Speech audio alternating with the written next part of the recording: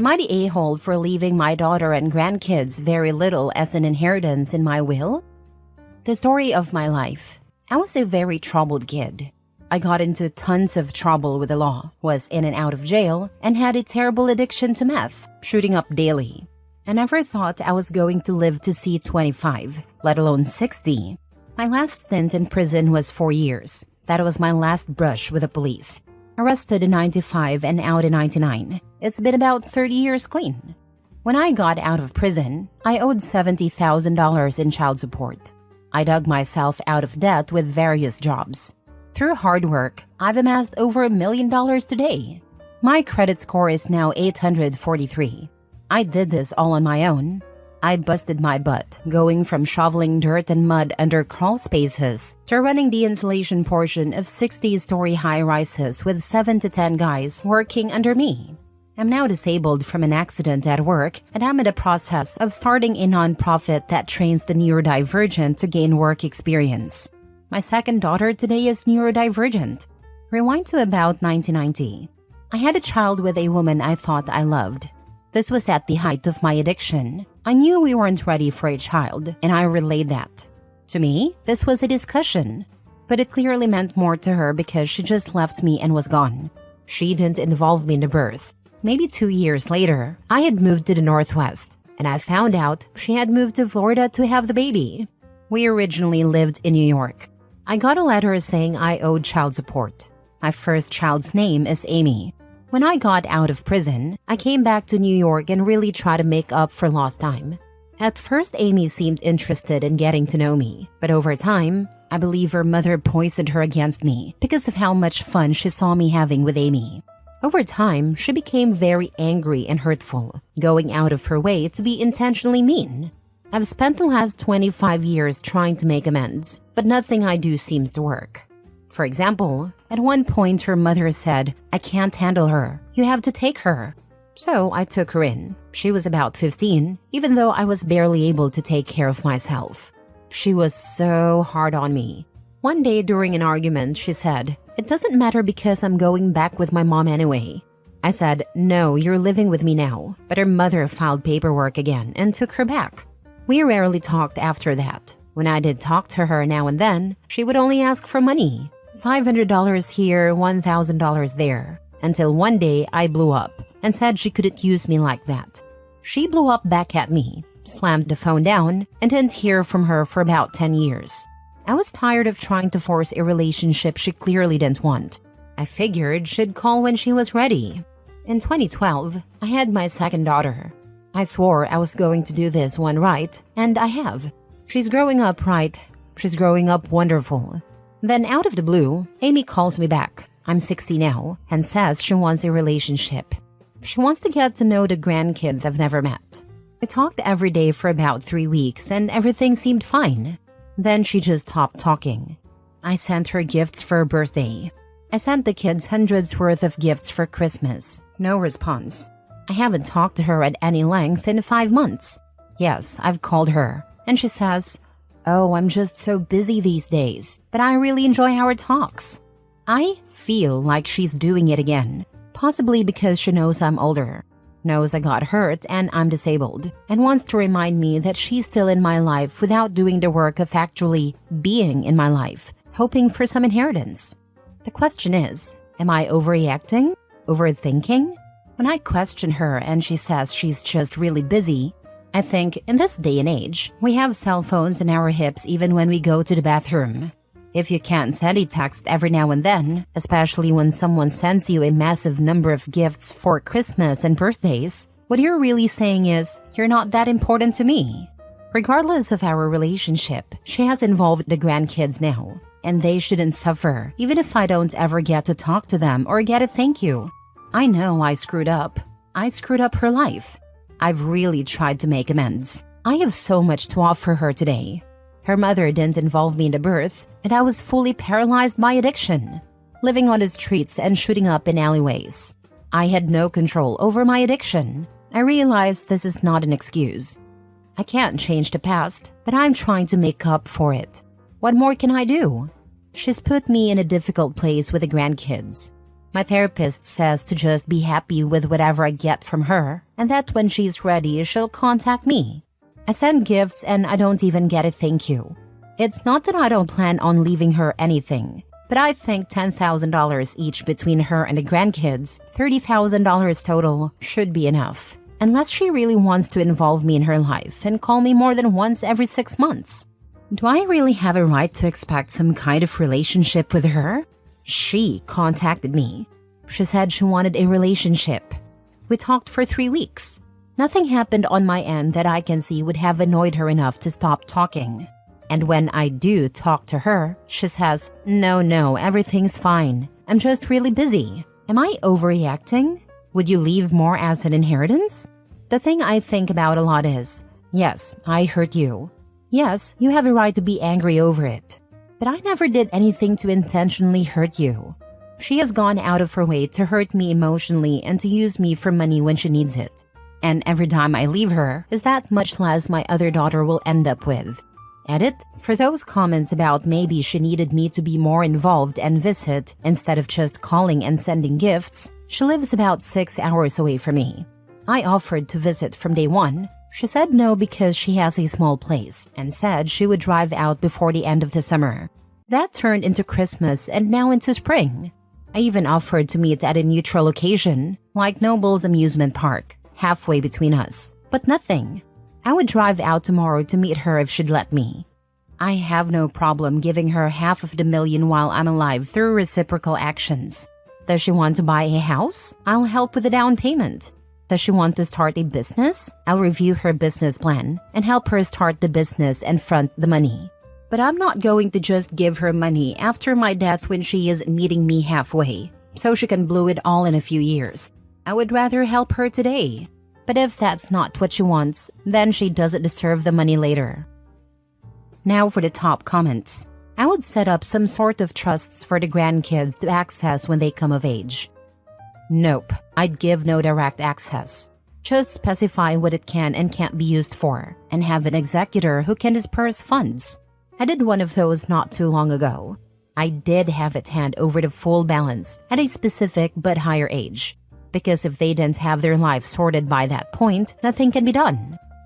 I wouldn't send gifts to them. She seems to be playing games. The damage is done. I would leave a token amount, say $100 each, to acknowledge them, but also to make it clear that as the relationship has been strained and you are estranged, you don't want to leave them more. And then put all your money into a trust fund for your second daughter, so it can't be manipulated into going to the first daughter. I would make it clear to the trust holders that your second daughter has access to the money, but things should be put into her name or the trust's name to protect her in marriage and from financial abuse, etc. Not the a-hole. Your first daughter has a pattern of using you only when convenient, reaching out, getting gifts, then ghosting as emotional manipulation. $30,000 is more than fair considering her inconsistent behavior. You've tried repeatedly to build a relationship, and she keeps pulling away. Your second daughter, who you've raised right, deserves more of your hard-earned money. Your therapist is right. Keep the door open but protect yourself financially. She needs to put in actual effort if she wants a real relationship. Not the a-hole. You can do whatever you want with your money. Sounds like Amy is ready to be in your life again because she knows you now have money. A tale as old as time. But if she wanted his money, why break contact? Obviously this would make everybody feel crappy and used. Opie should hear her struggle because, yes, he got out of his addiction, but it had an impact on her life as well. She didn't have a dad growing up. They should have talked about how to rebuild a totally new bond. I'm working on it. Next story. Am I the a-hole for refusing to change my mind regarding the money I gave my niece for her wedding? I gave my niece a decent sum of money for her wedding. This was 100% a gift on my part and have not regretted it. But my brother and sister-in-law want me to demand the money back from her for upsetting them. Personally, I think their reaction is over the top and extreme.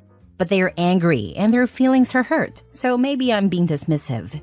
The issue, if you can even call it that, is the wording used on the save the dates my niece and her future husband sent out. They gave their own names and listed the parents. But my niece listed sister-in-law as my brother's wife, instead of as a parent. It's handled like this. The groom's parents are listed as parents of the groom, names, while my brother and sister-in-law are listed as father of the bride, name, plus his wife, name.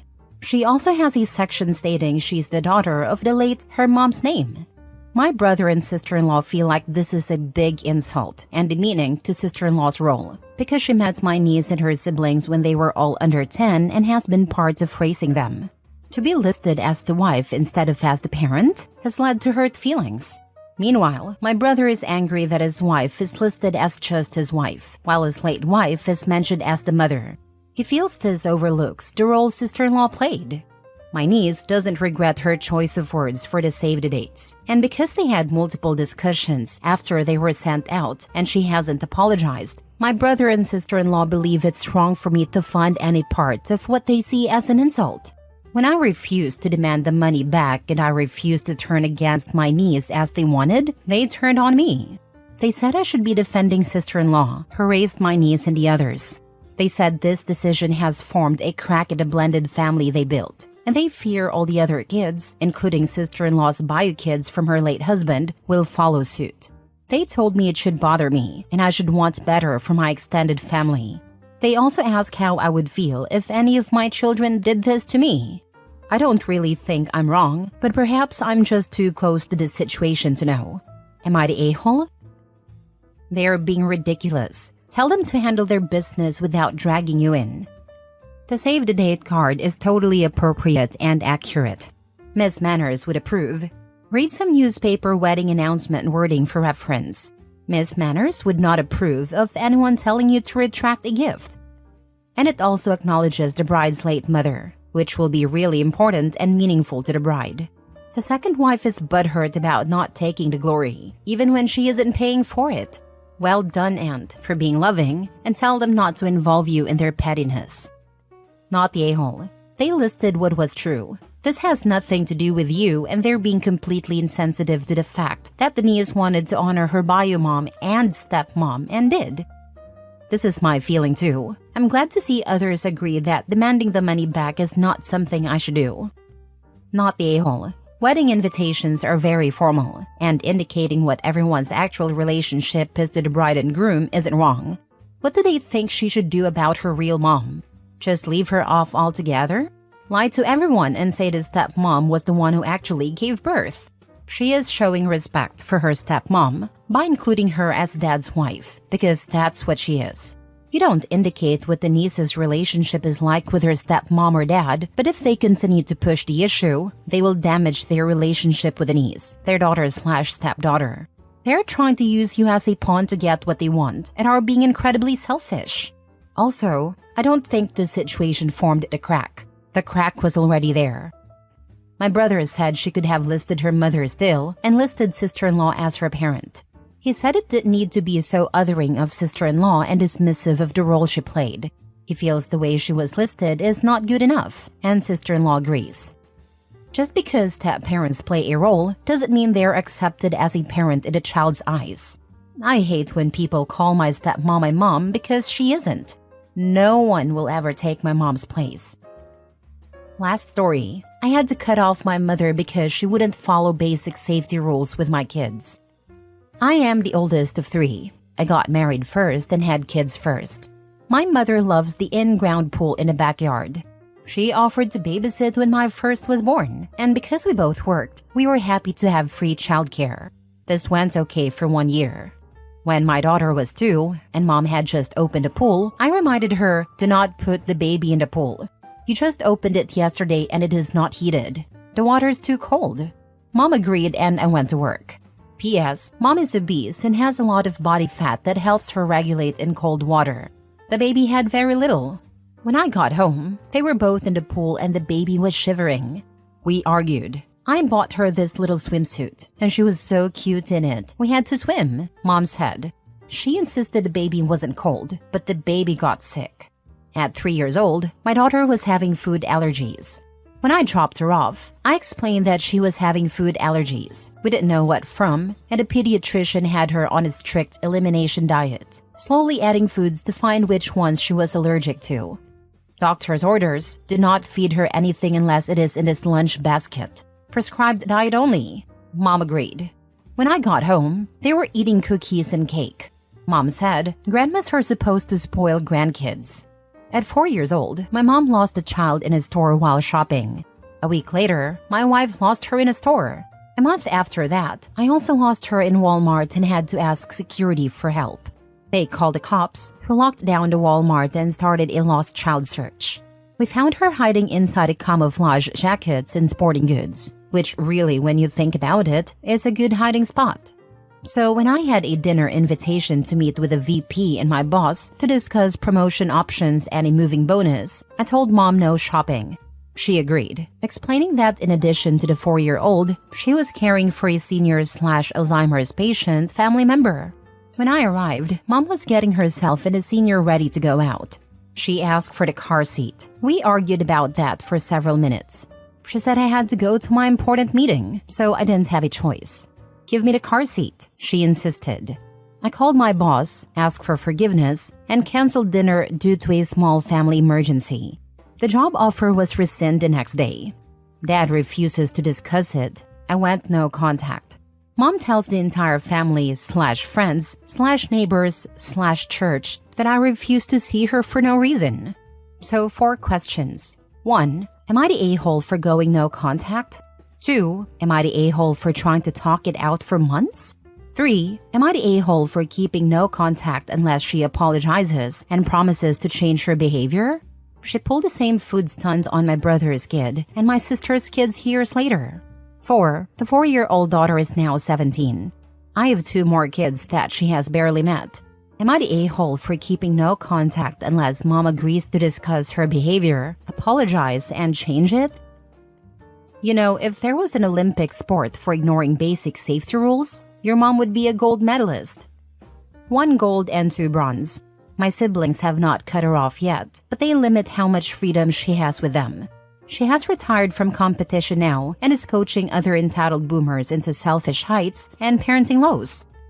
Not to seem obvious, but she breaks rules literally set by doctors because she doesn't care. I mean, the food allergy thing, I know it's probably unlikely, but she could kill your child. What's she going to say then? Well, grandparents are supposed to spoil grandchildren? Yes, they are, but not in a destructive manner.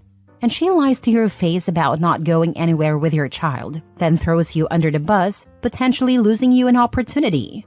Not to seem rude, but have you checked out the Raised by Narcissists subreddit? Not saying she is one, but so far the only thing that matters in her mind is what she wants.